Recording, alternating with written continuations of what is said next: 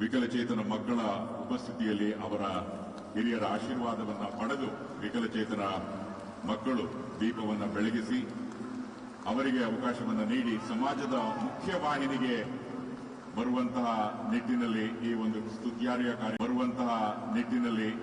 ಸ್ತುತ್ಯಾರ್ಯ ಕಾರ್ಯವನ್ನ ಮಾಡಲಾಗ್ತಾ ಇದೆ. ಅವರ ಕೈಯಲ್ಲಿ ಖುದ್ದು ಉಪಮುಖ್ಯಮಂತ್ರಿಗಳು, ಮುಖ್ಯಮಂತ್ರಿಗಳು ಅವರ ಜೊತೆಗೂಡಿ ದೀಪವನ್ನು ಹಚ್ಚುತ್ತಿರುವುದು ಅವರಿಗೆ ಸಾಕಷ್ಟು ಉತ್ತೇಜನ ದೊರೆತಂತಾಗಿದೆ. ಜೋರಾದ ಕರ್ತಾಳವನ್ನು ಮಾಡಬೇಕಾಗಿ ವಿನಂತಿ. ವಿಕಲಚೇತನರು ಸಮಾಜದ ಮುಖ್ಯವಾಹಿನಿಯಲ್ಲಿ ಸುಗಮವಾಗಿ ಭಾಗವಹಿಸುವುದಕ್ಕೆ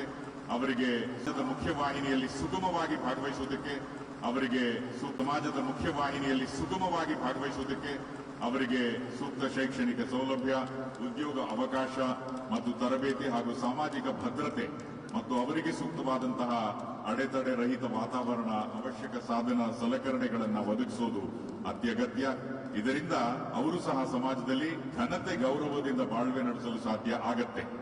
ಇಲಾಖೆಯು ಈ ನಿಟ್ಟಿನಲ್ಲಿ ವಿಕಲಚೇತನರ ಸಬಲೀಕರಣಕ್ಕಾಗಿ ಶೈಕ್ಷಣಿಕ, ಔದ್ಯೋಗಿಕ, ಪುನರ್ವಸತಿ, ಸಾಮಾಜಿಕ ಭದ್ರತೆ ಆಧಾರವಾಗಿ ಹಲವಾರು ಯೋಜನೆಗಳನ್ನು ಅನುಷ್ಠಾನಗೊಳಿಸುತ್ತಿದೆ.